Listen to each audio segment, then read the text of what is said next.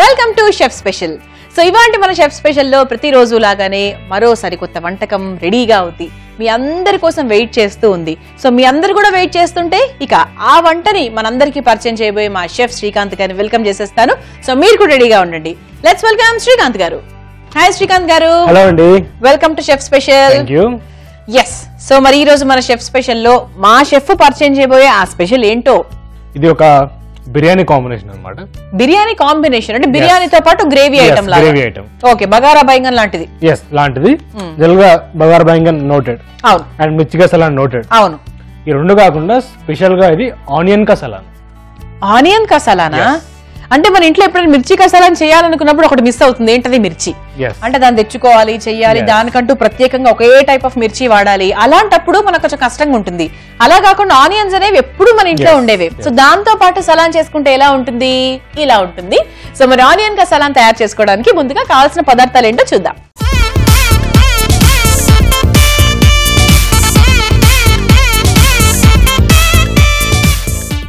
Onion కసాలాను తయారు చేసుకోవడానికి కావాల్సిన పదార్థాలు: ఉల్లిపాయ ముక్కలు, కొబ్బరి, పల్లీలు, నువ్వుల పేస్ట్, పచ్చిమిర్చి ముక్కలు, కారం, పసుపు, ఉప్పు, గరం మసాలా, అల్లం వెల్లుల్లి పేస్ట్, కసూరి మేతి, కొత్తిమీర, పెరుగు, నూనె. సో ఆనియన్ కసాలాను తయారు చేసుకోవడానికి కావాల్సిన ఐటమ్స్ ఏంటో చూసాం కదా. ఇప్పుడు స్టార్ట్ చేద్దాం. సో ఆనియన్ కసాలా అంటే నేను మళ్ళీ ప్యాన్ పెట్టేస్తాను. ఓకే.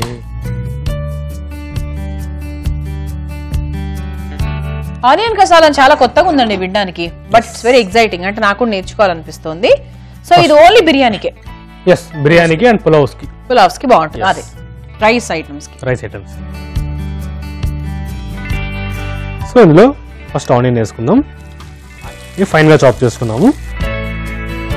అండ్ ఆనియన్ వేసినట్టు కొద్దిగా సాల్ట్. ఓకే. సో ఇది మన గ్రేవీ ఐటమ్ కాబట్టి ఇది కొంచెం రోస్ట్ అవ్వాలి కాబట్టి మనం ఉప్పు వేసుకొని దాన్ని బాగా రోస్ట్ చేస్తున్నాం. మనకు ఆనియన్ మన గ్రేవీ కాబట్టి కంప్లీట్ గా బ్రౌన్ అయిపోవాలి. సో మన గ్రేవీ థిక్నెస్ వస్తుంది.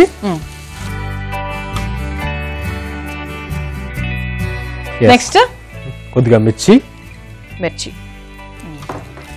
అండ్ కొద్దిగా అల్లం వెల్లుల్లి పేస్ట్.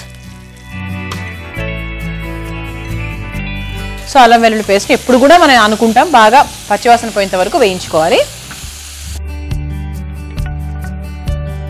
ఇప్పుడు ఇందులో కొద్దిగా పసుపు యాడ్ చేసుకుందాం. ఓకే.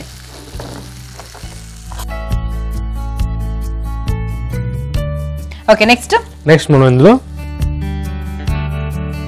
పేస్ట్ అన్నమాట. సో ఇది ఏం పేస్ట్? ఇది పల్లీలు, నువ్వులు అండ్ కొబ్బరి.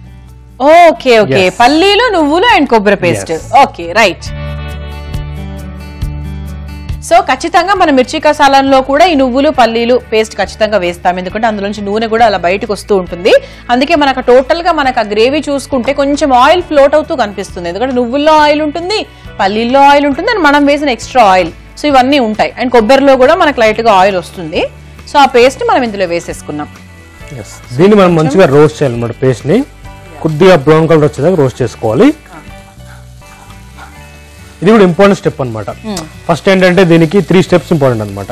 ఫస్ట్ స్టెప్ ఏంటి అంటే మన పల్లీలు, నువ్వులు, కొబ్బరి మంచిగా వేయించి పేస్ట్ చేసుకోవాలి. First thing. సెకండ్ థింగ్, ఆ పేస్ట్ ని ఇక్కడ మంచిగా కుక్ అవనివ్వాలి. Second thing. And third thing ఏంటంటే ఇక్కడ కుక్ అయ్యాక మళ్ళీ వాటర్ యాడ్ చేసి కొద్దిగా ఎక్కువసేపు ఆయిల్ ఫ్లోట్ అయ్యేదాకా బాయిల్ చేయాలి. అది థర్డ్ స్టెప్. ఈ 3 స్టెప్స్ కరెక్ట్ ఫాలో అయితే ఎందుకు రాదండి రెస్టారెంట్ టేస్ట్. ఇప్పుడు ఇందులో మనం కొద్దిగా కారం వేసుకుందాం. అండ్ కొద్దిగా కసూరి మేతి, కొద్దిగా గరం మసాలా,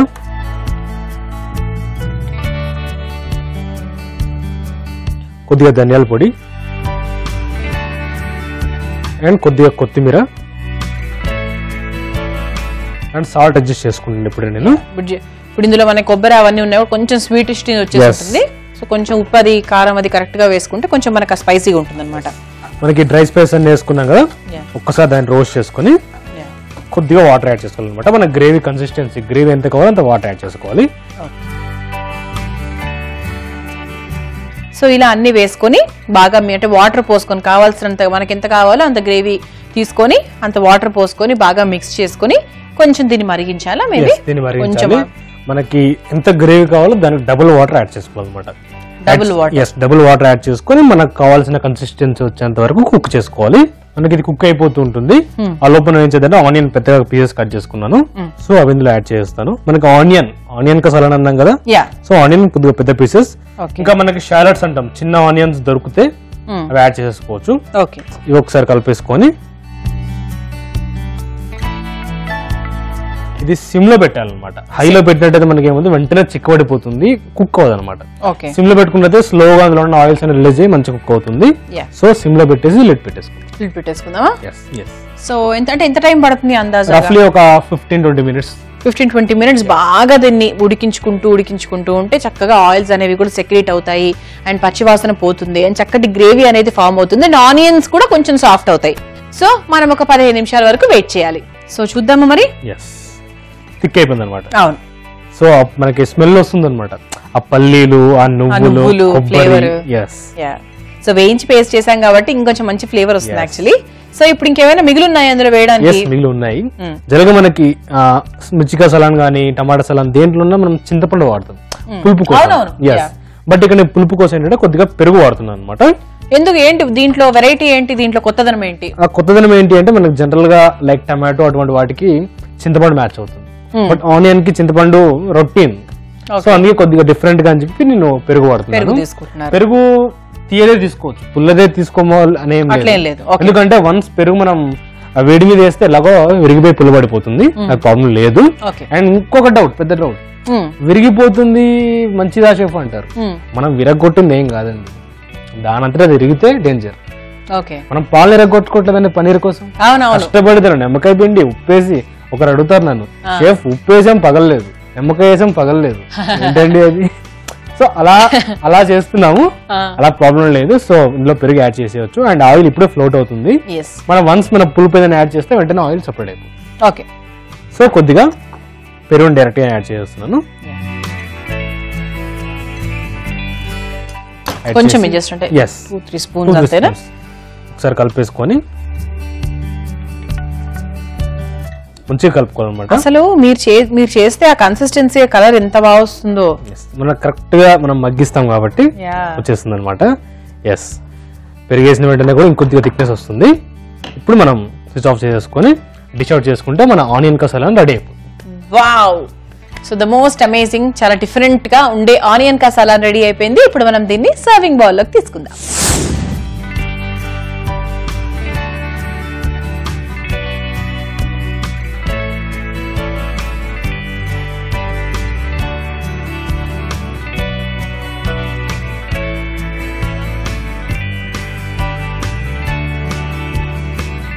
అండ్ గార్నిష్ కి కొద్దిగా కొత్తిమీర.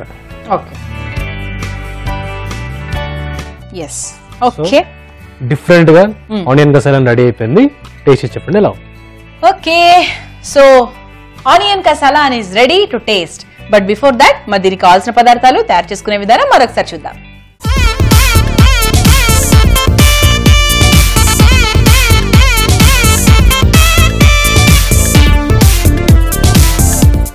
ఆనియన్ కసాలాను తయారు చేసుకోవడానికి కావాల్సిన పదార్థాలు: ఉల్లిపాయ ముక్కలు, కొబ్బరి, పల్లీలు, నువ్వుల పేస్ట్, పచ్చిమిర్చి ముక్కలు, కారం, పసుపు, ఉప్పు, గరం మసాలా, అల్లం వెల్లుల్లి పేస్ట్, కసూరి మేతి, కొత్తిమీర, పెరుగు, నూనె. ఆనియన్ కసాలాను తయారు చేసుకునే విధానం: ముందుగా స్టవ్ వెలిగించి ఒక పాన్ లో కొంచెం ఆయిల్ వేసుకోవాలి. ఆయిల్ హీట్ అయిన తర్వాత అందులో ఉల్లిపాయ ముక్కలు, కొంచెం ఉప్పు వేసి దూరగా వేయించుకోవాలి. ఆ తర్వాత కొంచెం పచ్చిమిర్చి ముక్కలు, అల్లం వెల్లుల్లి పేస్ట్ వేసి కలుపుకున్నాక కొంచెం పసుపు వేయాలి. ఆ తర్వాత అందులో ముందుగా రెడీ చేసుకొని పెట్టుకున్న కొబ్బరి, పల్లీలు, నువ్వుల పేస్ట్ వేసుకుని అది బాగా రోస్ట్ అయిన తర్వాత కొంచెం కారం, కసూరి మేతి, గరం మసాలా, ధనియాల పొడి, కొత్తిమీర, ఉప్పు వేసి బాగా కలుపుకొని కొన్ని నీళ్లు పోసుకోవాలి. ఆ తర్వాత పెద్ద ఉల్లిపాయ ముక్కల్ని కూడా వేసి మూత పెట్టి 10 నిమిషాలు ఉడికించుకోవాలి. అలా ఉడికిన తర్వాత మూత తీసి కొంచెం పెరుగు వేసుకుని స్టవ్ ఆఫ్ చేసి కలుపుకొని ఒక సర్వింగ్ బౌల్ లోకి తీసుకుని సర్వ్ చేసుకుంటే ఎంతో రుచికరంగా అలాగే డిఫరెంట్ గా ఉండే ఆనియన్ కసాలా రెడీ. ఓకే, ఇప్పుడు టేస్టింగ్ టైం.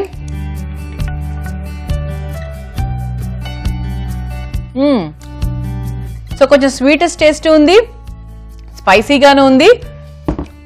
మిర్చి కసాలా టింజ్ కొంచెం అయితే ఉందండి, ఎందుకంటే ఇంగ్రీడియంట్స్ ఎక్కడ కొంచెం అటు ఇటుగా మారాయి, కానీ ద మెయిన్ ఫ్లేవర్ అలాగే ఉంది. సో మిర్చి వాడాం కాబట్టి కొంచెం కారంగా ఉంటుంది. ఇది ఆనియన్ కాబట్టి ఓన్లీ గ్రేవీ టేస్ట్ మాత్రమే ఉంటుంది. బట్ చాలా బాగుంది, గుడ్ రీప్లేస్మెంట్. వెరీ నైస్ అండి. So thank you so much Srikanth గారు. వెల్కమ్ అండి. ఒకవేళ ఈ ప్రాసెస్ ని మీరు మిస్ అయి ఉంటే కనుక youtube.com/ETV అభిరుచి షెఫ్ స్పెషల్ లో తెలుసుకోవచ్చు. అదర్వైజ్ facebook.com/ETV అభిరుచి షెఫ్ స్పెషల్ లో కూడా తెలుసుకోవచ్చు. సో చూసారు కదా, మరి ఇవాల్టి మన షెఫ్ స్పెషల్లో ఆనియన్ కసాలా very very tasty. Next episode లో మరో సూపర్ రెసిపీతో మళ్ళీ కలుసుకుందాం. అంతవరకు బాయ్.